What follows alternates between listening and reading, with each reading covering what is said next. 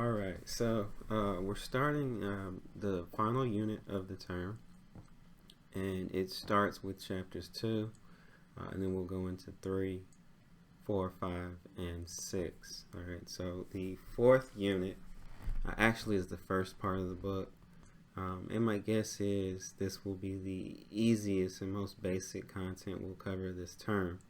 So we should finish very strong. At least that is my expectation. And so there's a good chance you've covered portions of this in the legal environment.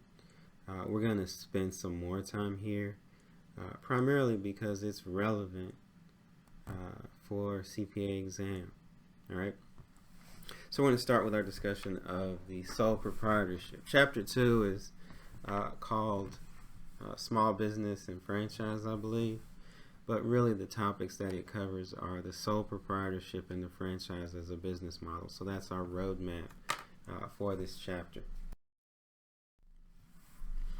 Okay, so you are an entrepreneur, and an entrepreneur is a person who undertakes risk, financial risk typically, for the creation of profit or income in business enterprise.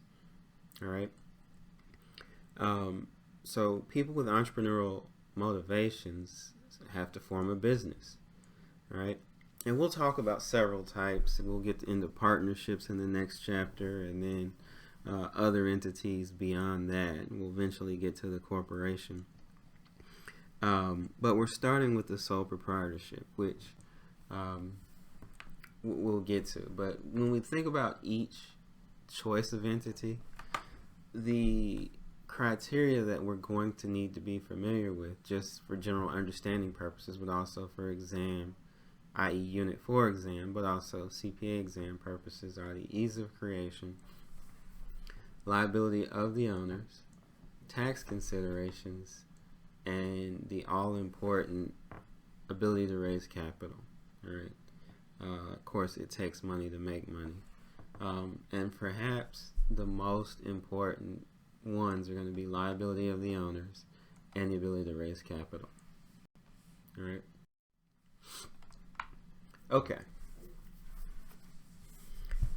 So if an entrepreneur is operating as a sole proprietorship, that means they didn't really take any affirmative action to form any other type of entity that we'll discuss later in this unit. So it's a default form. If I just, go buy a van and start selling ice cream, well, I'm a sole proprietor. Now, it's the least sophisticated form of an entity, but it's the most common for the same reason, right? I think our text says 99% of small businesses are sole proprietorships. Most have revenues well below $1 million.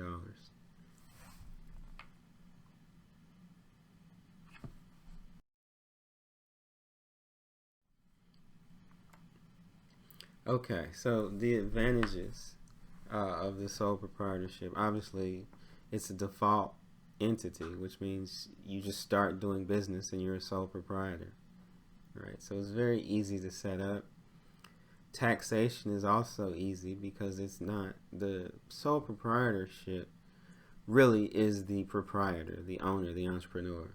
So if I operate a business and my business makes $10,000 in profit, well, that goes right on my 1040 form. And if you've completed a 1040 in long form, you've seen that spot. Of course, there's a spot for W-2 wages, and then there's a spot for wages earned in operating a business. That's where you, as a sole proprietor, would put those wages. Absolute control by the owner. This is commonly touted as a benefit, and to some degree it's an accurate statement, but keep in mind you still do have to comply with state, local, and federal laws, regulations, any licensing requirements. For instance, in the example where I just laid out, where I buy a van and start selling ice cream, well, you do need a license to sell a food product. right? But you do have absolute control. If I decide I don't want to work today, I just don't work. Um, if I decide I want to stop selling ice cream and start selling Dippin' Dots or hot dogs, I just do it, right? So that's where the absolute control comes into play. You're not accountable to any stockholders, investors, or anything of the like. The disadvantages and the biggest thing, and this is the reason why, if you are interested in business, you probably want to avoid the sole proprietorship. And that's the lack, actually, let me say that differently. That's unlimited personal liability, which means literally with every single transaction, the proprietor is putting everything they own personally at risk. As an example, I am operating an ice cream truck. I buy some ice cream from a local wholesaler. The ice cream is tainted with salmonella and listeria. So I got a really bad batch of ice cream, right? So somebody dies, and I am sued for wrongful death, all right? Now, you guys know from Legal Environment and your torts chapter that for product liability, which it was, the entire supply chain could be held liable. So what does that mean? As the retailer, I can be held liable for that death, all right? Which means that it's a bad day at the office because everything, all the assets of the business could be attached in the lawsuit. So the van, any inventory, any cash in bank accounts, cash in lock boxes, all of that could be attached if I lose the wrongful death lawsuit.